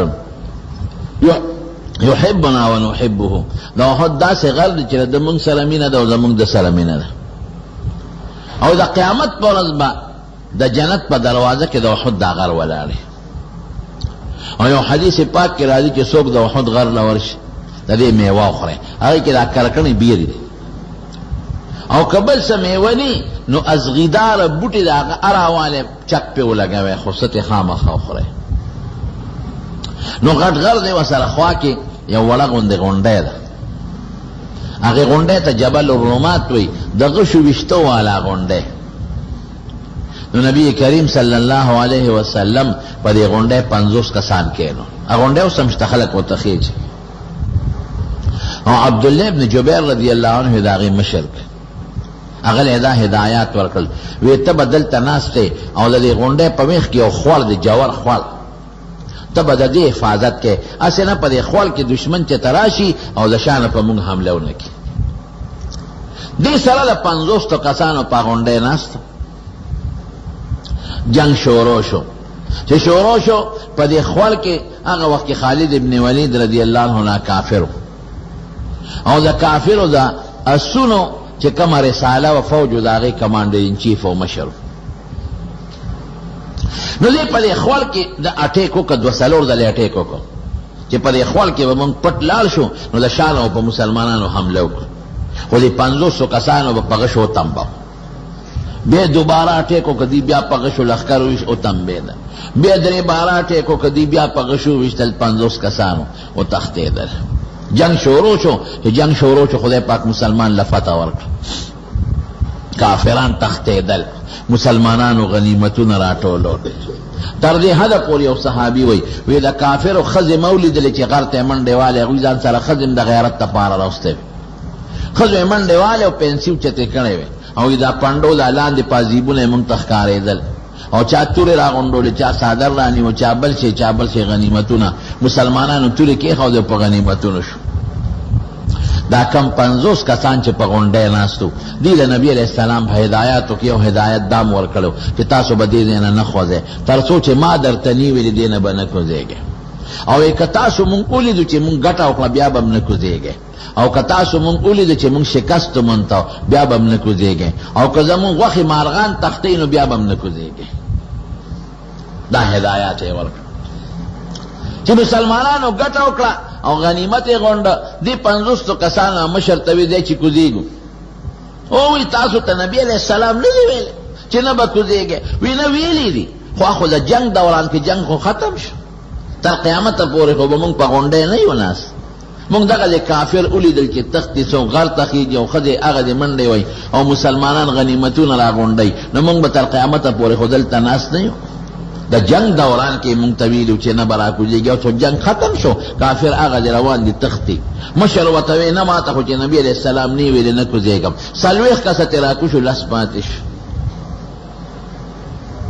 نبی علیہ السلام سره د صحابانو خو به دې تمه دی چې د شا نه زما دفاع شته په غونډه کسان دي خالد بن ولید چې وکتل لرې دی نه چې غونډه خو خالی د کسان کم دي هغه مقصې هغه خپل اټیک وکړ هغه آسونه یې راواچول په خوړ کې خو دننه پټ نه ښکاري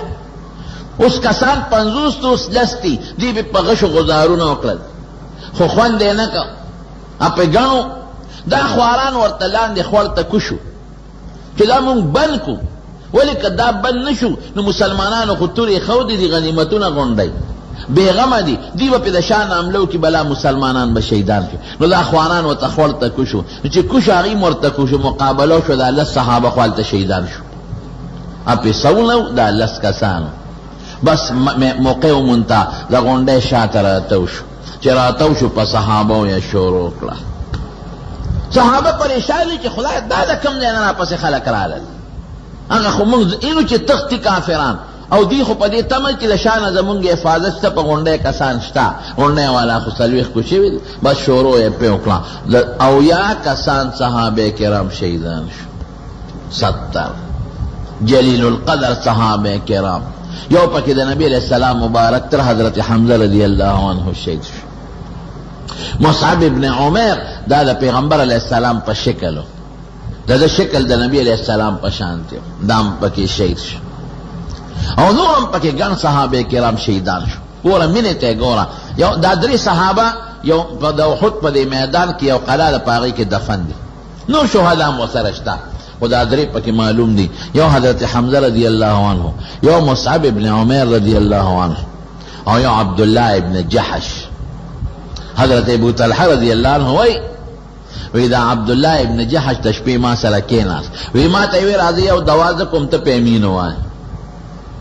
او یو دوا توکه زه به په امین ویم د جهاد شپه ده دا دوا به م خدای قبلی وی ما وی چې خل اول زه دوا کو خدای سار وختي مې د یو کافر سره مقابله راولې چې ښه مضبوط او تکړه کافري زه په هغه غزار کوم اپه ما غزار کوي زه په هغه غزار کوم اپه ما غزار کوي او ښه یو بل ستړي کو او بیا پې زه بری ومونم او عمل کم وی دی عبدالله ابن جحش وی چې آمین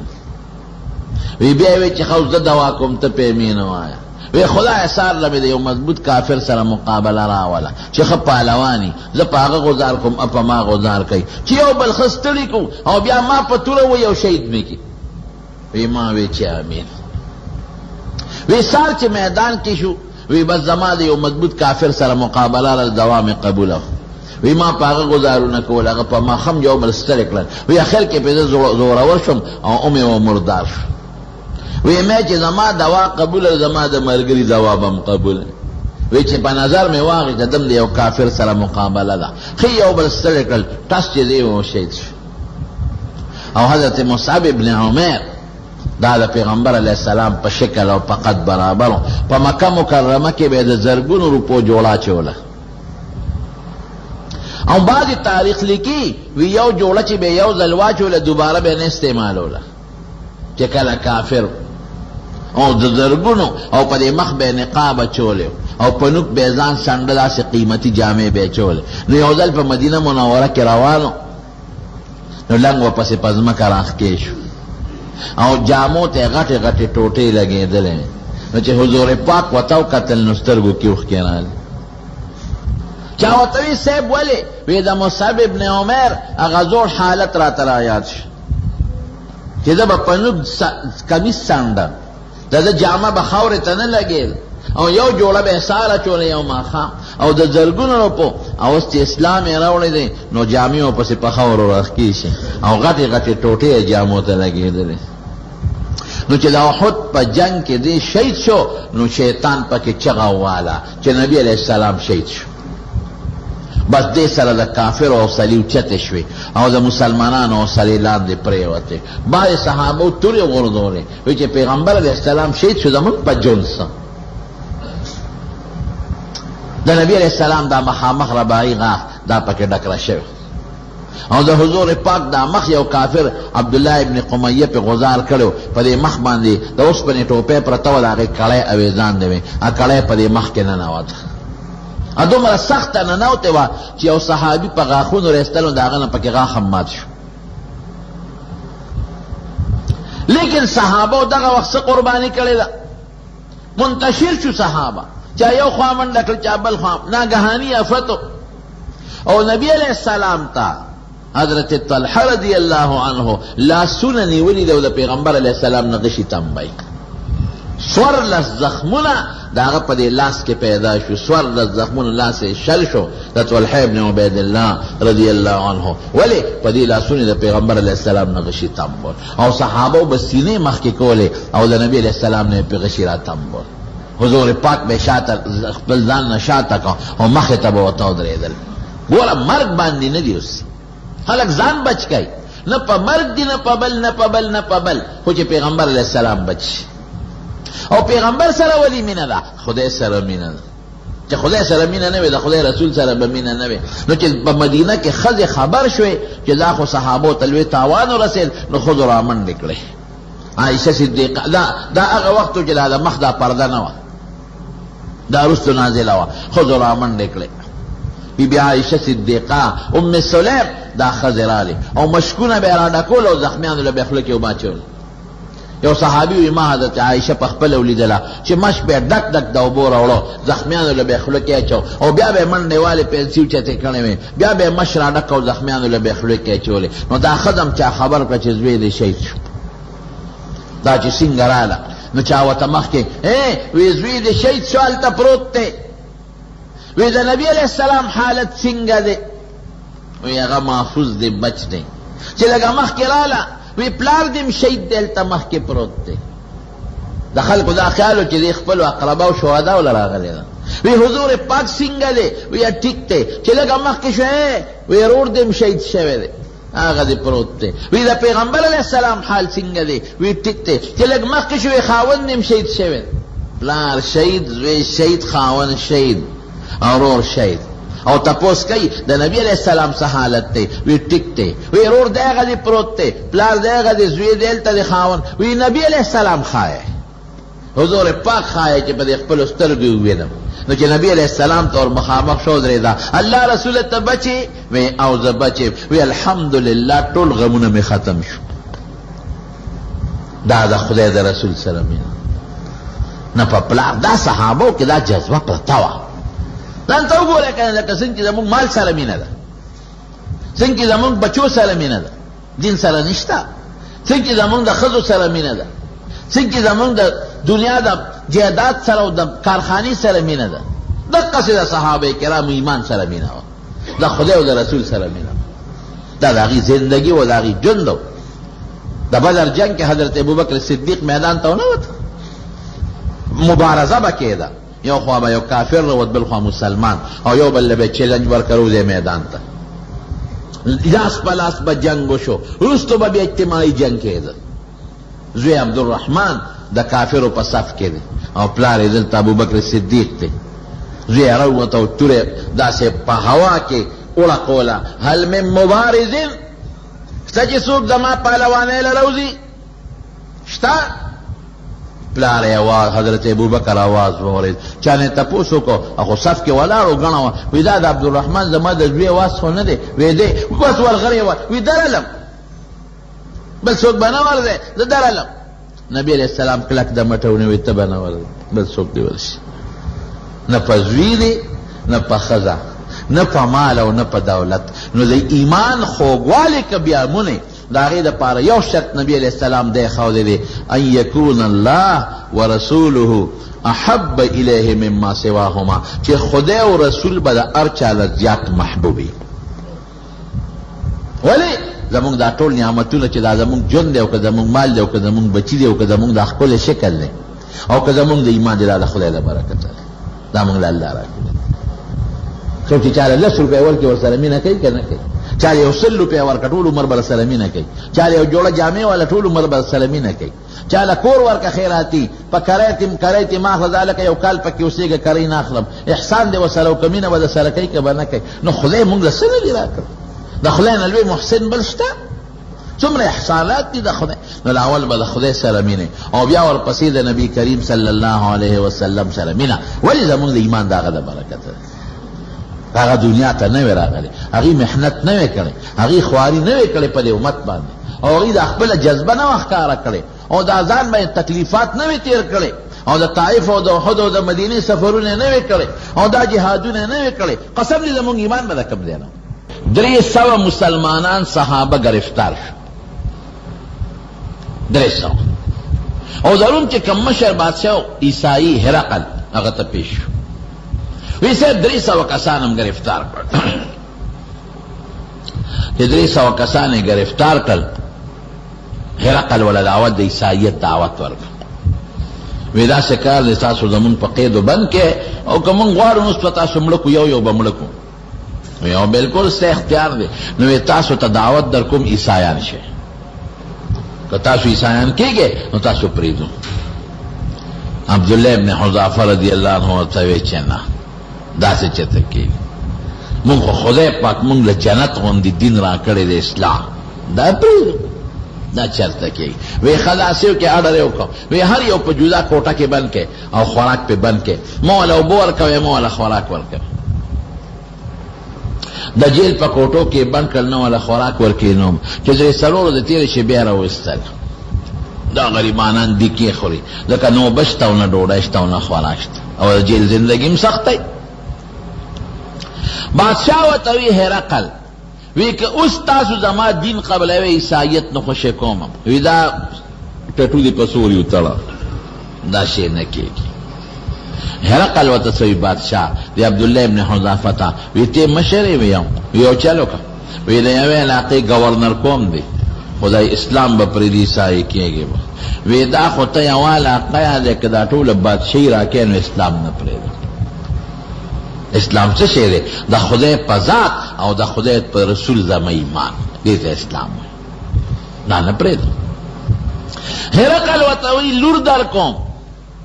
نیمه بادشاهي لورم در کوم، خو د اسلام دې پرېږده. وی نه پرېږده. کله چې هرقل د نبی علیه السلام متعلق معلومات اخیستل د ابو سفیان نه، هغه وخت کې حضرت ابو سفیان رضی الله عنه لا کافر، نو د هرقل ته یو تپوس کړی د روم دی بادشاه. وی یو تپوس ته نه کوم چې د دې پیغمبر په دې ملګرو کې واپس څوک مرتد شوي دی او که نه، یو کس چې ته پکې داسې شته چې د ده په دین او د ده نه واپس تللی وي. ابو سفیان ورته وی دی لا کافر ابو سفیان. وی نه. نو هرقل څه وی؟ وی کذلک الایمان حین تخالط بشاشة القلوب. وی ایمان چې کله زړه ته ننوت کنه او زړه کې وردننه شو، وی دا بیا نوځي. دا د هرقل زړه خبره. هغه اوس هغه تجربه کوي په دې صحابي باندې، عبدالله ابن حذافه باندې. وی لورم در کوم، نیمه بادشاهي هم در کوم، که اسلام پرېږده. وی عیسایي شه. وی دا استې ټټو دې په سوري وتړه، دا نه کېږي. وی ښه جیل ته یې دننه کې، خوراک بند، اوبه بند. چې یو 2 ورځې نورې تېرې کړې، هغه د جیل مشران ورته چې سړي ګورې مري، وی راویې باسئ. نو چې راویې ویستل نو خنزیر غوښه یې والا پخ کړی او شراب یې ورته ایښود. وی دا غوښه ده خو د خنزیر او دا شراب دی، زه دا وخورئ، نور څه نشته. نو په داسې وخت کې د قرآن شریف د وینا مطابق چې یو سړی د لوږې تندې مري، نو دې د خنزیر غوښه هم خوړی شي، د شراب هم څښلی شي. دی عبداللہ ابن حذافہ ملګرو ته اعلان وکړي پام کوئ چې دې له خولې ونسئ، نه به دا شراب څکئ او نه به دا غوښه خورئ. هغوی وی صاحب ولې پابندي لګې؟ مونږ خو د لوږې مرونه نه وم اته مرض ده چې م څه نه دي خوړلی او نه م څه څکلي دي، لوږې تندې مرو، دا پابندي را باندې ولې لګې؟ دا خو موږ له په شریعت کې جایز دي. وی د یو کافر زړه پې خوشحالېږي، له زړه نه خوشحاله و. دی چې موږ له خنزیر را کړي نوره غوښه ولې نه را کړي؟ دی چې به موږ شراب څکي نو صفه او بله باندې ولې نه څکي؟ خو دی موږ ملامته کوي، موږ پورې مذاق کوي، د زړه خوشحالېږي په دی چې د خنزیر غوښه مې پرې خوړه او د دې په دین کې آرامه ده او شراب مې پروس کړل، د دې په دین کې آرام دی. نو دا ټیک ته چې موږ له جایز ده، خو د یو کافر بادشاه له پې خوشحالېږي، زړه نه خوشحاله نس خو نه خورو. حیران شو هرقل، وزیرانو ته وي دا څنګه مسلمانان دي؟ وی ښه اوس ګورم چې تاسو دا دین اسلام پرېږدی او که نه پرېږدی. نو اډرې وکړو، یو تیل دیګ راوړی او ګرم یې کړې. نو دیګ یې د تیلو ګرم ښه لوی دیګ، دومره غټ لوښی چې انسان پکې راځي. نو چې خوټکار یې شروع کړو نو یو ملګری یې وله راونیو او ور ویې غورځاو. ویل یو به دغسې وجنم. تاسو یقین وکړئ تاریخ لیکي چې هغه یو مسلمان یو تړه ور ویې غورځاو. هغه تیل دونه ګرم و چې دی پکې ور پرېوت، د 20 قدرې هم نه دی کړی. او یو ساعت سره چې تیلو ته پرېوت نو هډوکې او غوښې د یو بل نه جدا بیا. نو چې ور ویې غورځاو نو بیا وی عبدالله ابن حذافه ته اوس ستا نمبر دی، پرېږدي ایمان که نه؟ وی نه. وی دغه دی حل دی. وی خپل کار به کوي، مرګ دی را بشي که خدای او رسول پرېږدم دی ته ایمان وی. نو چې لاسونه خپې ولاو تړلې دی په جړا شو. نو هرقل ملګرو ته وي څه پرېنږدې دی خو یې راوله. وی ما درته ووایي چې نه شي ټینګېدی که نه و دې جړل که نه؟ وی نه ما خو په دې مرګ نه دی جړلی. وی بیا دې په څه وجړل؟ وی جړا مې په دې وکړه چې ډېر ټپ شوی یم، 7 ورځې لږه تنده تېره ده، وجود مې ډېر زیات ټپ دی. که دې ور وغورځولم په یو سیکنډ کې به اوس لوخړه شم. جالم په دې چیرمان زما وجود سم غټ کټ وی او زما په وجود چې څومره ویښته دي دومره ساګانې راکې وې او هره یوه ساه مې د الله او د رسول نه دغسې قربان کړې وې چې زما دې ملګري څنګه قربان کړه. هرقل خوله کې ګوته وواله، اوهو د مسلمان ایمان دومره کلک. نن زمونږ ایمان څه ایمان؟ معمولي غوندې د انجیوز منجیوز چاله چرګانې ورکړي، چاله یو رکوټې موټرګې ورکړي، چاله یو رکوټې کورکې ورکړي، بس ایمان پرېښود ختم. غیرت لاړه، حیا لاړه، ایمان لاړه، برقه لاړه، پرده لاړه. دا څه حال دی په دې ملک او په دې وطن کې؟ تاسو په خپلو سترګو وینئ. فحاشي او ریانیت دا د پیغمبر دین دی، دا د خدای راوړلی شوي دین دی. بربنډتوب، جنکۍ بازارونو کې، په روډونو کې سرتور، نیم وجود سرتور او ښکاره کېدل، خدای نه منې، د خدای رسول نه منې. ایمان یوازې دې ته وایي چې صرف په خولې کلمه وایه. هرقل خوله کې ګوته ونیوله او چې خوله کې ګوته ونیوله وی دې خوا راولې دا کسان. بس وی ما ته پته ولګېده دا اسلام او ایمان پرېښودو والا خلک نه دي. وی په یو شرط یې پرېږدم چې زما را تندې به ښکلی. عبدالله ابن حذافه ورته وي دا مې مړه نه دي چې ستا تندې ښکل کړم، خو د دې ما به پرېږدې که ملګري به مې هم پرېږدې؟ وی نه ملګري دې هم پرېږدم. وی د دې ملګرو د خاطره به دا شرط قبول کړم. خله مې نه غواړي ته کافرې، خدای او رسول نه منې، تا تندې نه ښکلو، د ملګرو د خاطره دې به ښکل کړم. وی بس که داسې کوې نو پرېږدم دی. نو د هغه کافر بادشاه تندې ښکل کړو، دوی پرېښوده چې خوش یې کړل. حضرت عمر فاروق ته خو پته لګېدلې د هغه بادشاه، هغه ته اطلاع خو را رسېدې نه شو ورپسې، ځای لرې، روم ډېر لرې دی، هغه ته پته لګېدلې وه. نو مدینه منوره کې حضرت عمر فاروق اعلان وکړ، وی عبدالله ابن حذافه را روان دي سره د خپلو ملګرو او د روم د بادشاه د قید نه راخلاص شوی دی او د ملګرو د خاطرې د روم د بادشاه تندې ښکل کړی دی د ملګرو د وجې نه. نو تاسو ټول به هغه له استقبال له ځئ او مونږ به د عبدالله ابن حذافه تندې ښکلو، دا بدل به وله خلاص. لوی جلوس او استقبال کې مدینه منوره ته ورادن کا او عمر فاروق ورته مخ کې ولار رضی الله عنه وې دې خاصه د مرګرو د خاطر د کافر بادشاہ تندیخ کول کړي دي چې د یو کس مونږ د تندیخ کول دا صحابه الله رسول دا د ارچانه خواږو د خزینه خوګ د بچو پوي شپله کته ته د خدای مقابله کې خزه خواګه ده خزه لدا سے خبر او کې هغه د خدای او یا د رسول د بیزته وي نو تاو خان دی دوست دا سے خبر او کې په مجلس کې چې هغه د خدای او د رسول د خندای نو تم ور سره او خان دی نو دا ست ایمان نشته او که خزه او بچی او دوستانو یارانو د خدای او د رسول او د شریعت خلاف خبر او کړه او تا په سترګې راوېسته چې تعلقات ختم تا کې ایمان شته د بس لن مثال دی نو لومبه دا چې الله او رسول با درته محبوبي مما سواهما د خدای او د رسول نه ما سوا چې څومره دي دا غي نه زیات به درته محبوبي دا یو دویم څه شی دی دویم ان يحب المرء لا يحبه الا لله چې د مسلمان سره به مینه صرف د الله لپاره کوي په دې خیال بچا سره مینه نه کوي چې دې پیسې راکړي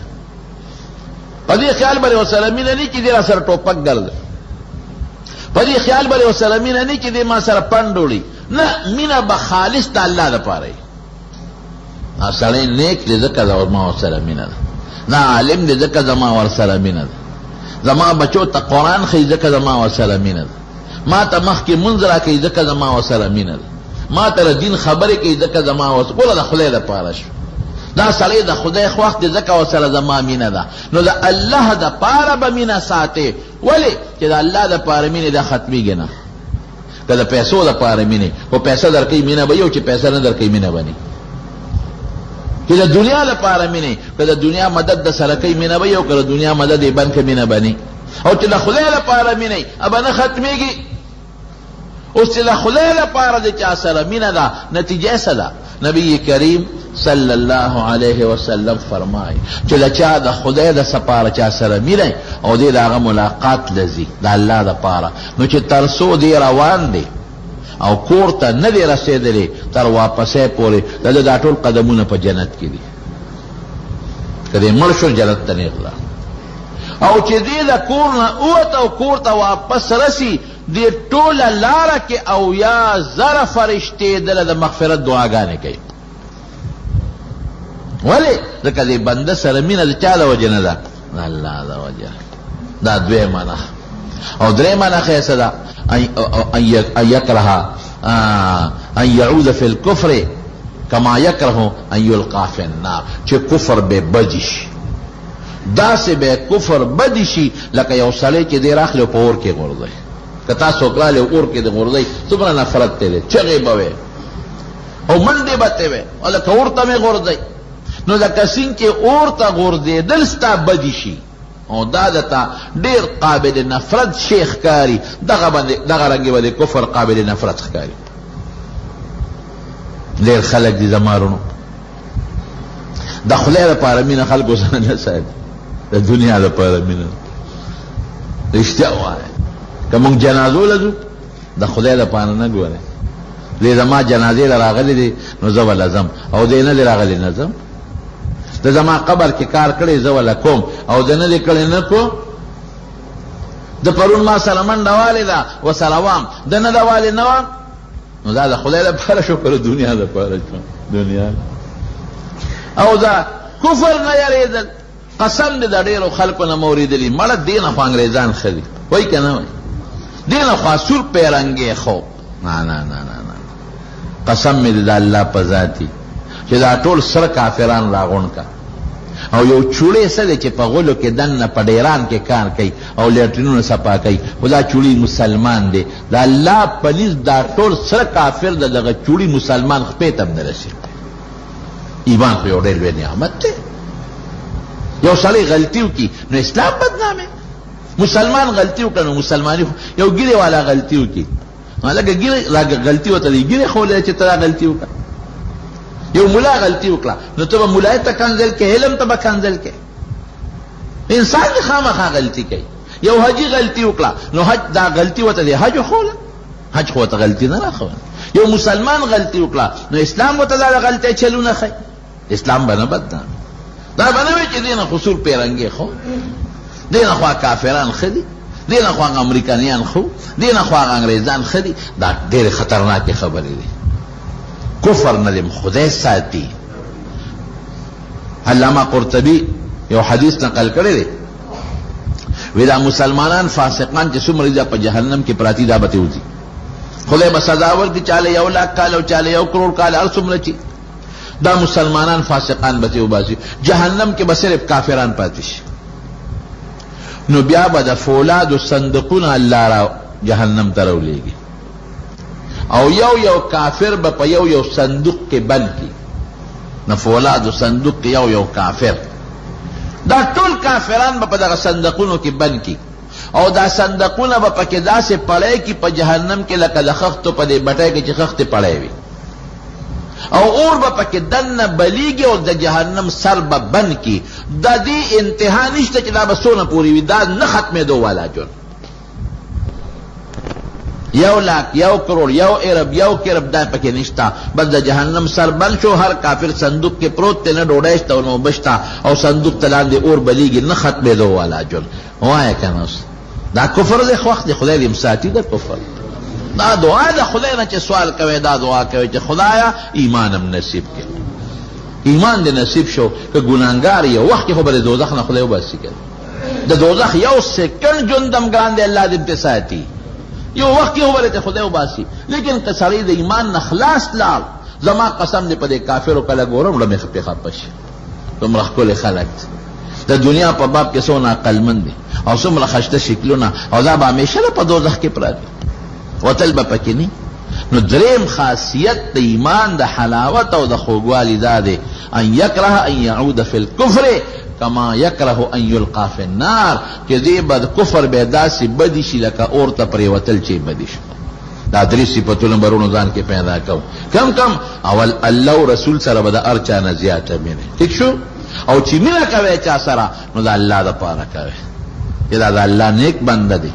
د خدای سره نزدېکت دی، زما ورسره ځکه مینه ده. او دریم کفر او د کفر اسباب به داسې نفرت ته کوي لکه د اور نه چې د بنده نفرت وي. که دا 3 صفتونه در کې پیدا شو ته روحاني ته ور جوړ شوې، بیا به تا ته ایمان هم خوښ ښکاري. او د ایمان چې کوم متعلقات دي مونږ به هم درله خوند درکوي، زکات باندې به خوشحالېږي خوند به درکوي، په صدقه ورکولو به هم خوشحالېږي خوند به درکوي، په روژه نیولو به تنګېږي نه خوند به درکوي، په حج او په عمره کولو به خوند تنګېږي نه خوند به دله درکوي. دا د نبی کریم صلی الله علیه وسلم بیانات. نو خدای پاک دې په مونږ کې دا ټول صفتونه پیدا کړي.